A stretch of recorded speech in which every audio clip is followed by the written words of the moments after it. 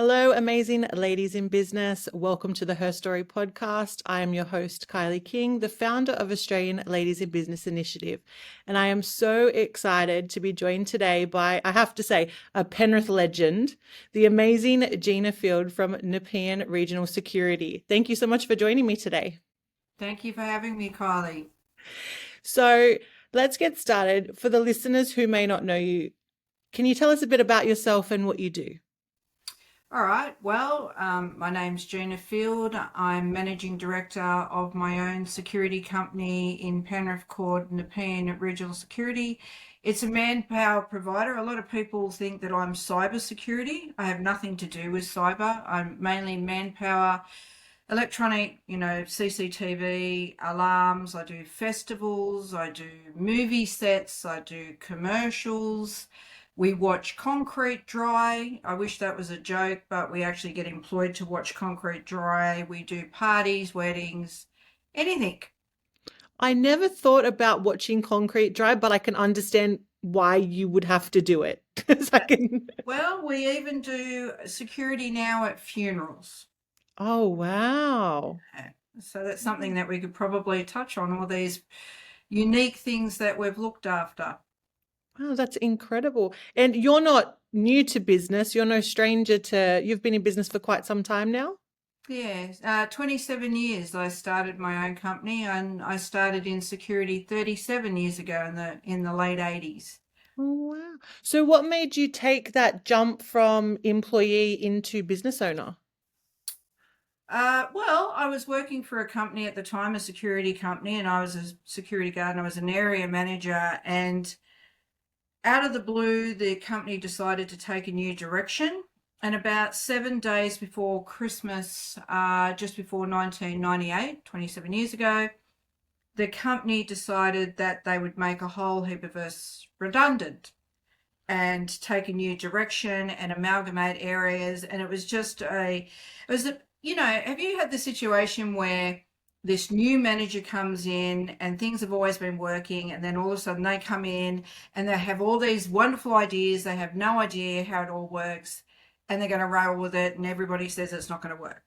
Well, so this new manager made us all redundant. And so I thought to myself, and I was working in the Penrith area at the time, and I thought, what am I going to do? Like, I've got no money. I'm in a rental property. I have like a shit box for a car. Like, I literally have no asset behind me at all. And I sat there, and as I said, it was before Christmas. So I wrote a Christmas card to every single client that I had been servicing. And I wrote on it, thank you so much. I won't be back in the new year. All the best to you. Look, here's my phone number if you ever want to reach out. And just think, back in 1998, there was no Facebook or Instagram. Like, this was like, we're talking faxes here, right, Kylie? So, so I put my phone number on. We did have mobiles, by the way. So, and this lady by the name of Helen Andrews from Rex Andrews Transport in Penrith contacted me, and she said, have you ever thought about starting your own company? And I said, no. I don't know. I don't know how to run a business. I have absolutely no idea. I've got no training. My school reports are dreadful. They were F's all the way through it. I'm not highly educated. And she said, you know what? Register your name and I'll be your first client. And that's how Nepean Regional Security, she's in her 80s and she's actually still a client. And today, Rex Andrews, and her and her husband are in their 80s and they still work in their business every day. That's amazing. And do you still send those Christmas cards out? No. No, well, I send electronic ones. Actually, I do. I still sit there and write Christmas cards. But one after the other, people were contacting me from these Christmas cards. And I was just simply sending them out to say a genuine, thank you. And people just came on board. And that's how my client base built up. So that was the birth. And I had no idea about a business name, registering a business, and I was driving along the Great Western Highway, and there was a sign outside Colleton Hotel pub, right? And it said, welcome to the Nepean region. And I thought, that's it. That's my business name. I'm going to call it Nepean Regional. Wow, that just sounds like so many bits of alignment, Gina. And from just, taking that extra moment to send a Christmas card to just thank clients has then now led into this business that's been running for 27 years. Yeah, just it's like you're right. It's like all these little signs were coming along, but I would have stayed with that company for the rest of my life. I had no vision or no aspirations of ever being a business owner, ever. So even though that manager was not the best, he sort of did something right in the end. Well, that's right. It's really interesting because my personality is you almost got to push me into doing something because I sort of stay in the same, you know, I'm a bit like that. I'm different now, but back then it was like I was very regimented, segmented, and I was loyal. So I would have stayed there. So in actual fact, by him going, "Arr," and I had fight or flight, like I had to pay the rent. And I simply started that business just to employ myself and put food on my own table. That's incredible. So I always find it interesting to hear people's origin stories, and I just love that it came from just sending that added touch to a client, and then it's turned into this, well, your own little empire, Gina. Because as I said, Penrith legend, everyone in Penrith and the Nepean region knows you and sees your branding and your signs everywhere, which is incredible. Yeah. Well, another thing, and that's something that I always say to people, and it's not always about textbook. These, and there's nothing wrong with it. There's nothing wrong with business consultancy. There's nothing wrong with university or TAFE courses. I don't knock them, but I've come from a background where I had zero zip zilch business experience. I had zero marketing experience.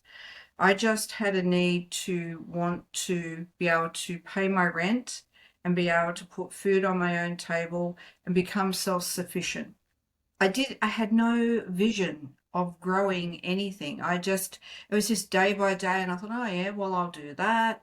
And then I'll do that. And oh, this client thing's really fun. I might try and do something else. So as I was building up my client base, remember, security is 24/7, 7 days a week. There's no close down.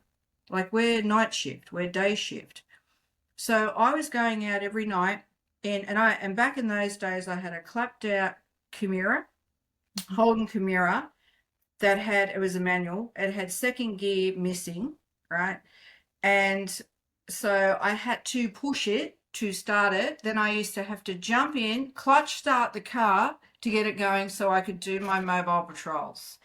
And then I thought to myself, I was driving around one night and I saw all these national security companies, and I'm driving around, I'm thinking, these companies are all from the city. Like they're all from the city. How they're sending cars all the way out here. So I rang them and I said, do you know what? I've got a car in the area. Have you thought about subbing to me? I'll do your work. You save fuel. I'll cover it. I get money. You don't have to send your cars. And they went, and this is back in the days when subbing sort of wasn't heard of or wasn't a thought process. People just did their own stuff. And they said, what a great idea. We're going to save fuel, time, wages. You're going to cover the client. And that's how my client base built up. And then as I contacted security companies, there was another company that said, look, do you want to do dog work? Never done dog work, never worked with a dog in my life. Again, had zero money. So I'm looking and they said, oh, and guard dogs, a fully trained guard dog can cost $20,000, $30,000. So I'm looking around and I saw in the newspaper, guard dog for sale. And I thought, all right. And he was $250. Oh, This wow. Shepherd. I thought, Jesus, like that's almost like picking up another clapped out car. So I turned up and all these beautiful German Shepherds were there. And there's this dog sitting in the corner, licking himself, mangy mutt. Bloody, his leg was all twisted out like this, and he had fleas, and he was dribbling. And they said, "There he is, over there in the corner." I thought, "Oh Jesus! All right, he's a guard dog. Yeah, yeah, yeah.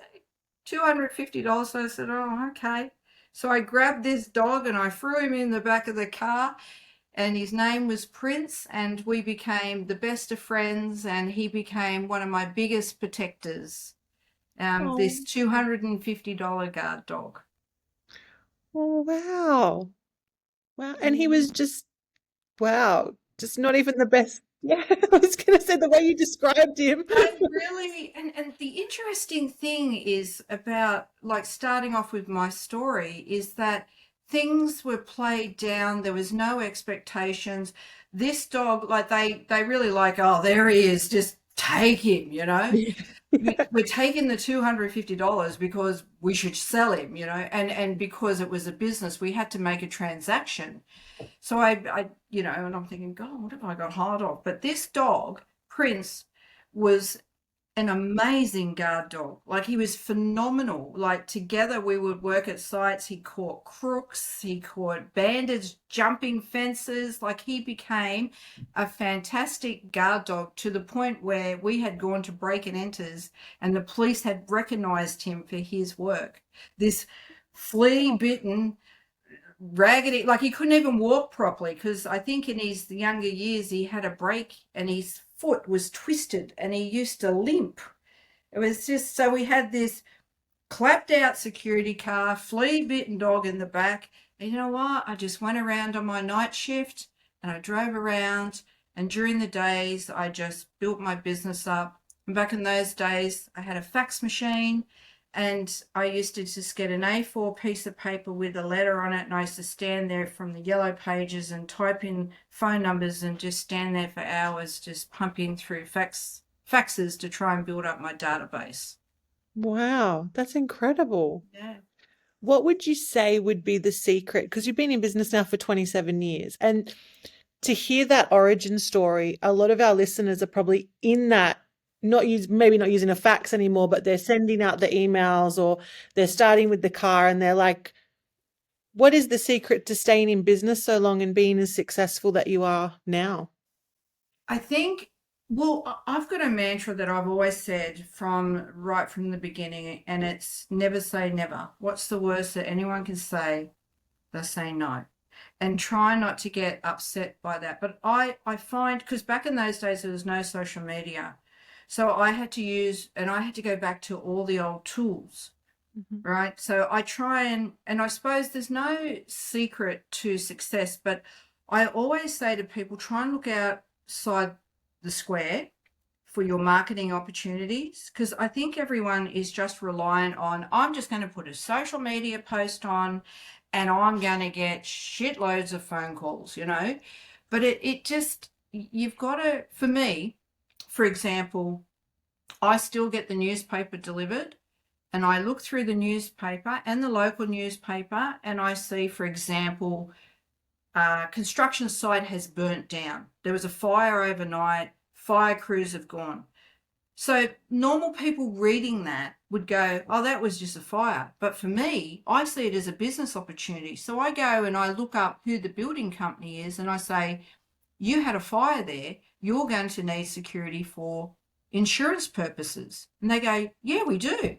So I say to people that try and look at the opportunities outside the square a little bit and try not to just focus on social media, you know, Yes. and you're going to have to work hard for it. It's when people start, and I find this too, when people start business, they have this aspect that they're going to get into business, be really rich really quickly because we all make lots and lots of money, right? And it's all going to come to you, and you're going to have this lifestyle that you dream of like within, you know, months. It just doesn't work like that. It doesn't work. You've got to put in the homework. Like I sit up at 12 o'clock, 1 o'clock in the morning, and I'm scouring, business names. I'm scouring construction sites. I'm looking at tenders. I register myself for tenders.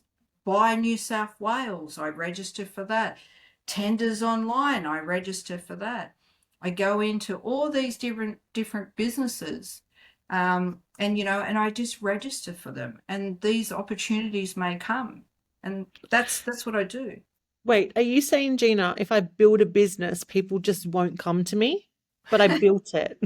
People aren't just going to come to me? Well, you've got to work a little bit, you know. Oh, Yeah, that's right. I know that's the memo I missed. And also apparently there's lifestyle involved there. Well, I'm 27 years and I can tell you now, at the moment I'm still doing 15 hours a day.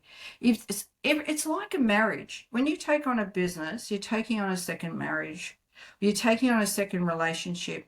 And you have to nurture that relationship the way you would nurture your business, the way you would nurture a relationship. So if you see it the same way, nurturing it. I mean, my husband always says my business comes first and then he comes second, but that's his pecking order if he likes to take it. But it is a relationship, and you start this relationship, you start this baby that you continue to grow and harness exactly the same as your own child. and what I've noticed about you, because we are friends on Facebook and I've stalked you a little bit here and there, Yeah. is that you are So the managing director of your empire. So you've got your business and you're managing director, but I still see that you will still go on patrol.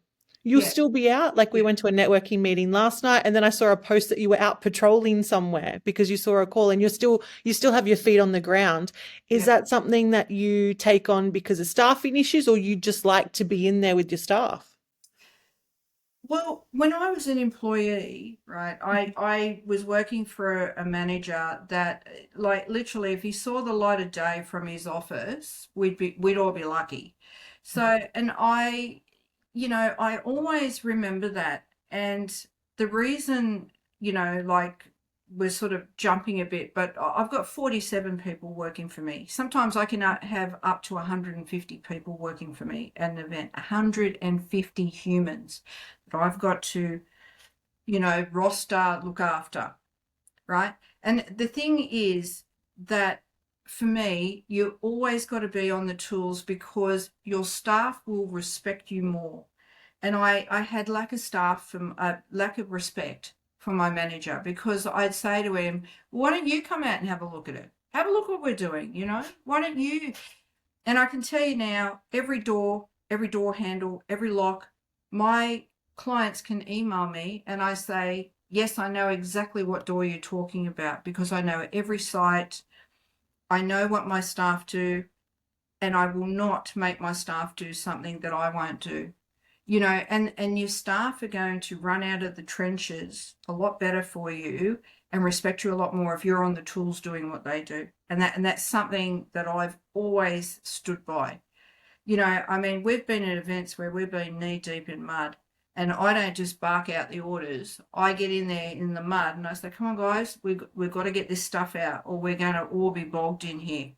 I mean, I've had my staff flooded in its construction sites when the huge floods were, and literally they had to stay in there for days on end. We couldn't get them out. They were flooded in on one of our sites. And I said to the SES, I don't care how you get me in there, you get me into my staff. I've got to feed them. So they seen the fact that I care about them, and people respect that. Your troops respect that a lot more. And also, like, let's be honest. I mean, I really love doing security. I hate doing the admin stuff. I love doing security. It's in my bones. It's in my blood. Beautiful. I love that everything you said, because as you mentioned, we've all had that manager or we've all had that boss that would stay like sit in their ivory tower, as they say, Oh and yeah. wouldn't yeah, and sit in their ivory tower and not really realize what is happening. So to still be on there, you do get a lot of respect for your manager and the owner of the business, because you're like, she gets it. And the fact that you know every lock and every door and every process means they can't hide anything from you either, Gina. Not that they would, but means they can't hide anything Yeah, they from you. can. Or they'll say to me, "Oh, the run took me this long because I was, this, that, and the other." Come on, boys, I've done the run, right? Yeah. Just they don't even try and pull the wool over my eyes. But even today, 27 years later, I know every cent that comes in and out of this business. I get a copy of every email. I mean, a lot of people may call it sort of micromanaging, but I like to know, like, you've got to have your finger on the pulse. You got to. And I see other companies where they've started small and now they've got 9 operations managers. And I'm telling you now, I can speak to the owner and he or she has no idea what is going on in his business, his or her business. And I say, you have no idea how these people are destroyed. I'm not saying all do. I'm saying these particular, results. And that's, I've had people working for me for 27 years, 25 years, 18 years. I've had people retire. I just had a fellow retire after 25 years with me. 25. That Wow. is unheard of. I've got people coming up to 15 years and they stay with me because they see how hard I work. I very rarely, like I was only thinking the other day, the last sick day that I had out of my staff was probably 3 years ago. Oh, wow. That's incredible. The reason being is because they've seen me, they've seen me come to work sick. And I'm not asking people to kill themselves for me either. But I think there's a different mindset. And, some of my staff have gone on to actually run very successful businesses as well, which, they've always come back and attributed because they saw how hard I worked. They've put those elements into their business, which is really rewarding. And staff have gone on to be paramedics, police officers, army is another one. So all of these, things that I've instilled in my staff have gone on, and become really successful stories. And that's quite nice for me. And with these staff that you've been able to acquire, I know in the community there's been a lot of talk about it's getting harder to find good staff or it's hard to keep good staff on. Is there any tips or because you've been doing this, as you mentioned, you had a member for 25 years, to have a staff member be with you for that long, you know what you're doing and they like what they're doing and they respect the place that they're working for. That a person will leave a job because of management rather than the actual job. So, I mean, I people always, yes, they are about money. Like, don't get me wrong. Like they like the money. So if they've paid correctly, they're happy with that. But it's also a culture within the workplace because when you think about it, they're spending a lot of time, they're spending more time probably at work than they are with their family. So, you've got to make it an environment where they want to be, appreciated. And also too, Kylie, just remember these people are not working in an office with me. I don't see them every day and I'm like, oh, let's have cake and let's have coffee. But these guys go from their house and they go to their job site. So I don't see them. So for me to try and motivate people that don't even see me through emails, phone calls, WhatsApp, to try and motivate these people and make them want to work harder for me is even harder because it's called, offsite employees or remote employees now. So for me to motivate them is even harder for me. And when you think about it, these guys are working Easter and Christmas Day, New Year's Day. They're away from their family on Christmas Day. They kiss their children goodbye. They kiss their wives or their husbands or their partners goodbye. Bye. I'm going to work. I've got them for Christmas Day. And here and there's nothing worse than your boss being on Facebook going, woohoo, sipping moe on Christmas Day while your staff member is at work. That is the worst thing you could do, right? I always make sure that I appreciate my staff. And this is another thing too. This is another tip. And I see it quite often with younger managers that have companies. There's your workers almost come on and they work for you, they want their money, but they also come on and they serve you. They think that they're doing and they are doing a great service for you. They're working for you. They're leaving their family. They're working night shift, weekends. So there's nothing worse than me putting a picture of my Bentley with a Rolex watch and me partying with Moe on a boat, right, on social media, right?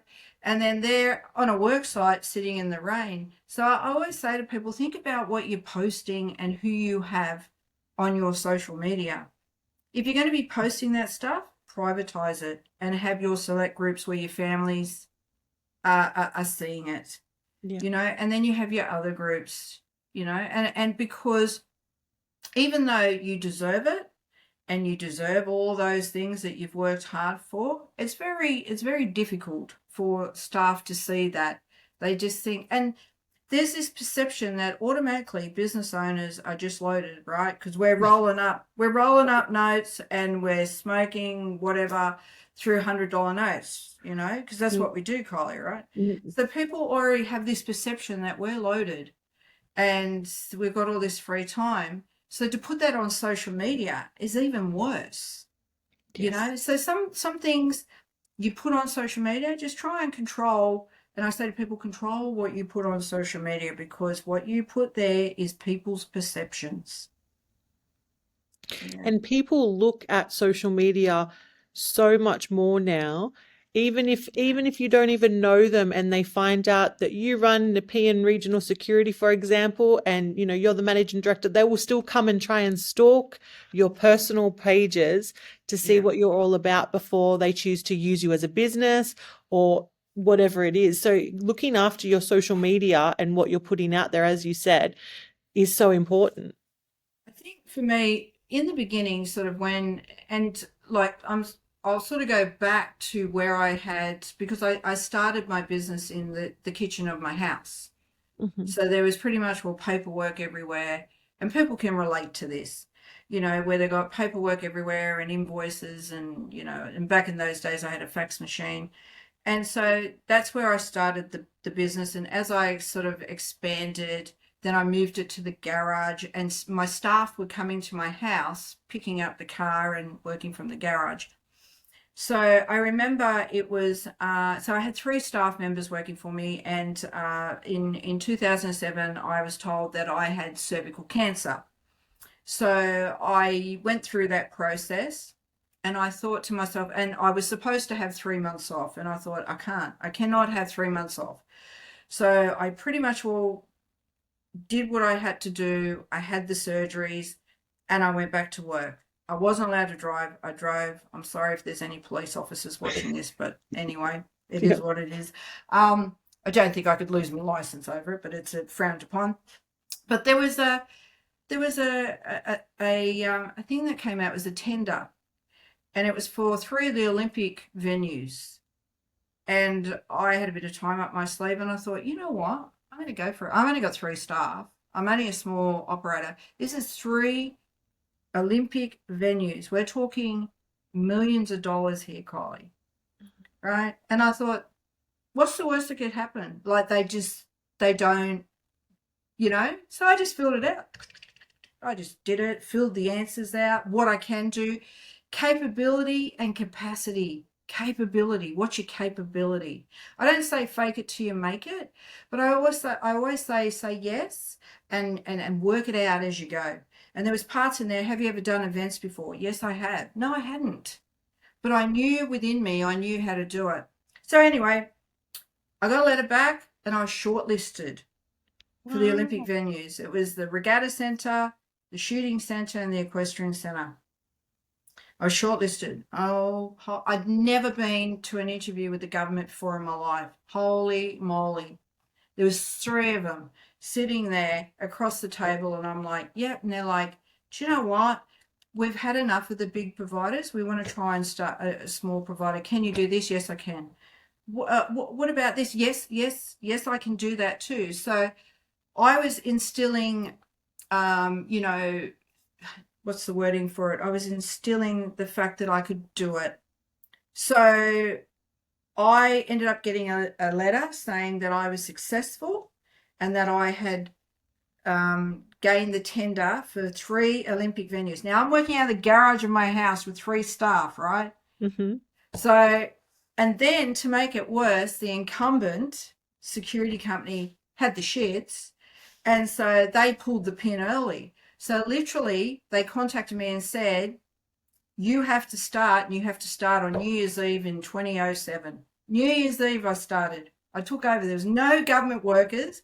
I'd never, ever done anything of that capacity, right? So I had 4 weeks to employ staff, get cars, but I don't know how I would have pulled through it, but I did it. I did it. I was standing there on New Year's Eve on the bridge. I don't know whether people know it, but the bridge at the Regatta Centre where the Olympic rings are. And I looked up at the sky and there was fireworks and I went, I did it. I did it. I pulled this all together and I did it. And that was just because I said, never say never. What's the worst that could happen? They say no. I just threw my hat in the ring and I got it. And I was catapulted. I went from, I think, $9,000, I don't know, every quarter to $1.5 million per annum. So I went from that to that. Like Wow. there was no integration in between. And you still work for the Regatta Centre now? Yes. Yes. Yeah. So it's That's become a long-standing relationship since right. then. Well, they know too, I suppose, with me, and I do the councils, the community, that park is now mine.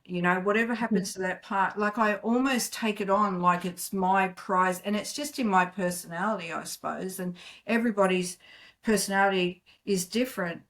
But I think what's happening now with business and what I'm seeing is that like perhaps like smash repairers or electricians or whatever, I'm seeing that they're becoming so busy and so caught up in their work, we're forgetting the person that are actually putting us here is the customer. And I think we're forgetting that. And I remember sort of Sue talking about it last night in our meeting during her presentation. How you answer the phone is how you project yourself. Oh, yes, hello, and they went, oh, okay. Well, I was just about to do a $12,000 install with you, but you know what? Screw you. So, Yes. it was absolutely right. I know we went around the table and went, oh my God, I hate answering telephones. My phone rings every 7 minutes. And I'm like, oh God, what now? Because I've got clients and staff. But at the end of the day, you just got to sit and focus on what's putting us here. And I say it to my staff all the time. I call it the fluffiness brigade. You got to Mhm. fluff them up. Give them a virtual hug. I always say, and I try and motivate them with that. But there's another thing too. And something that I've really stayed with, and I'm a very grassroots person. Like that DNA has always stayed in me.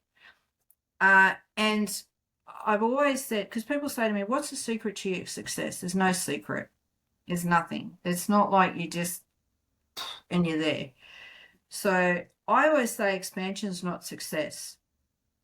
And I'm still in the same office that I've been in for, I don't know, 20 years now, I think it is.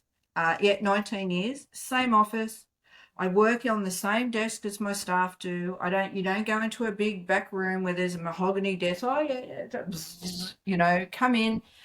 I'm still in the same office because at the end of the day, people just want service off you. They don't care that you've got a view of Sydney Harbour.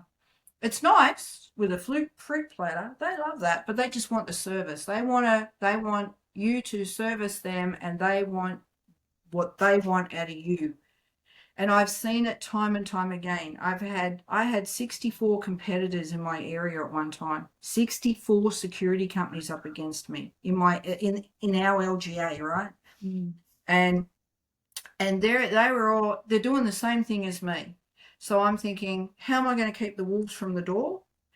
And there was a particular company that was in my area, and he was doing exactly the same as me. And I remember seeing him rebranding, recoloring his cars, redoing his signage. He went into a bigger office, and I remember ringing him up because I knew him, and I rang up and I said, "Dude, what are you doing? Like, I'm really interested." And he said, "Oh, yeah." He says, "Do you love the orange cars?" I said, "Mate, no one gives a shit what colour your car is. As long as you stick a card in that door and check that door's locked and secure that gate, no one cares whether your car is white or orange. They don't care. They don't care." And I said to him, "Why are you going into a bigger building?" And he said, "Oh, because, we'll do staff training." What, you can't hire? You can't outsource and on your training days pay 35 or 40 bucks a day to go into these, these offshoots of, all these different places we've got. So I always say to people, expansion is not success as long as it works for you. I mean, I've got 14 cars in my business. I've got, the fleet of cars. I don't drive a Ferrari. I'm not going to say that I'm quite comfortable. I've paid my mortgage.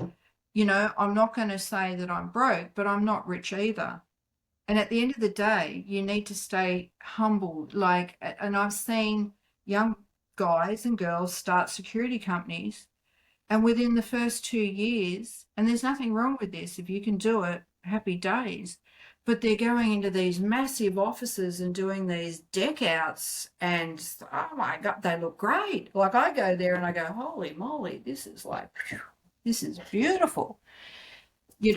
But what is it serving the purpose? And the next thing and this is a real big thing for me, and if you've been sort of looking at my social media too, Kylie, what's your point of difference? What is your point of difference? And I remember to a particular client, government's huge for this, right? Because they've got to tick boxes. Government's all about boxes.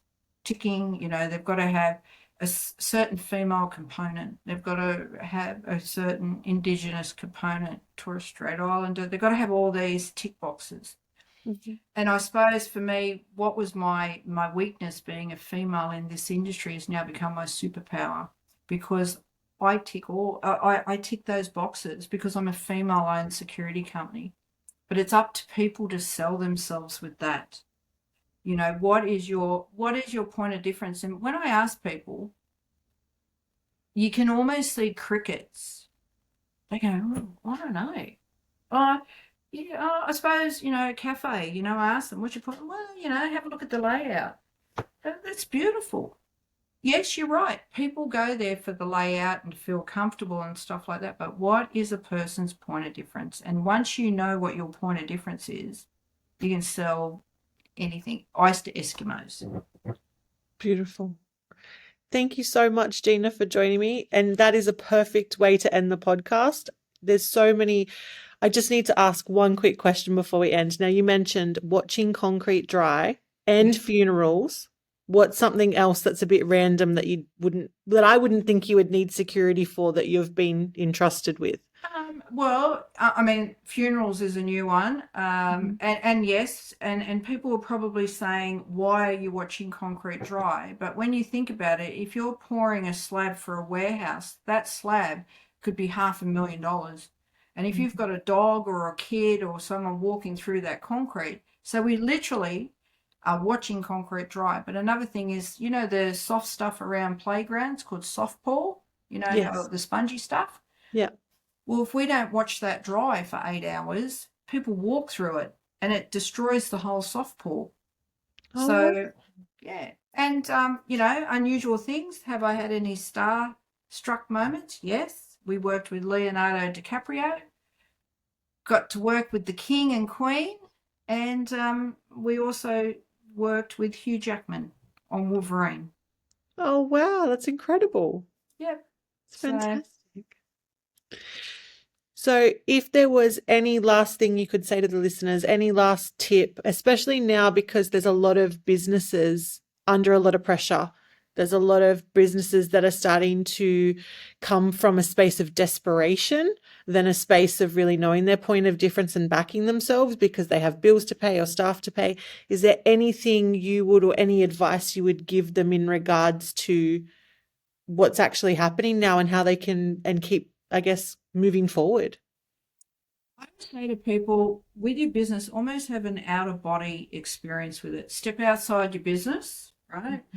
And have a look at it and say, if you were someone from the street, would you buy from you? Would you actually buy whatever it is, or would you get your service from you, and why? So write down those two things. And, people are very visual creatures. That's why there's pictures in magazines and newspapers. We're all visual. So visually, what does your business look like? and then have a look. And if you're obviously an online or a different type of service, would you buy from you and why? Beautiful. I love that. Looking outside in is perfect. So, Gina, where do we stalk you? Where can we come and find you and, I don't know, stalk you while you're on patrol? Probably, but in a nice way. Well, I'm always out and about. I'm always driving out on the street, but I've only everyone's like, Insta. Like I'm just new to Instagram. Honestly, I'm on Facebook. I still do things the old way. I still get it now. I've built the reputation of word of mouth. Networking is very important. Like just pick your groups wisely and where you're actually going to get value add. Remember your time is return on investment. So make sure you pick your targets. Don't just go to networking groups and groups just for the sake of going, oh, I went to this group. You get what you can out of it and make sure you research the group that you're going to, research the people that you're going to as well. But another thing is, and some people either love them or they hate them, right? Or they're in between. Business awards are fantastic for your business branding and your point of a difference. And I know you do awards. Obviously, you're going to give yourself a bit of a plug right now and go, you got your business Thanks, award. Gina. Thanks, Gina. Our awards are launching on the 1st of June. Thank you. Yeah, but I look, you know what? But I always say that business awards are the best employee that you can have working for your business because you don't have to pay them, you don't have to pay them tax, and you milk it, milk it, milk it. You just milk that award for all it's worth. Don't just shove it on the shelf. You milk that award because you won that award because you are very good at what you do. That's your point of difference. You're a business awards or your point of difference. I think that's real, and you covered that whole milking it. I think, as you said, people enter it, or they're like, "Oh yeah, I'll just do it," and it's great, and they get it, and then they do nothing with it. And You this is the know, point of difference where you go out and you go to the local papers. And I saw that you executed it so well with all the awards that you win. I then see the subsequent media opportunities that you've done to milk it, and that's what people need to do. But they sort of go, "Oh, it's nice and shiny. I'll put it on my shelf, and now I'll go do the next award." Or yes, whatever it is. the thing is, I learned this a long time ago, right? Is that, and this is no disrespect to the media if anyone's listening to this, but media want to work smarter, not harder. They've got every single snippet you see, every article you see, everything on the news every 2 minutes, right? Has to be a journalist looking for a story. So if you come to them and go, guess what? I just won this. They go, oh, beautiful. You've just filled up 10 centimeters that I didn't know what I was going to do with. So if you come to them, and that's how I got into media, just me simply going to media and going, I've got this story. I've got this pitch. I've won this. I mean, look at the Women Changing the World Awards. Mhm. Like the runoff from that has now been 3 weeks. Well, thank you so much for joining me today, Gina, and sharing all of your amazing wisdom. And for anyone that is listening, you need to actually start looking outside your business, finding your point of difference. And then if there's any achievement that you have, you need to milk it and just not let it go by. So thank you so much, Gina.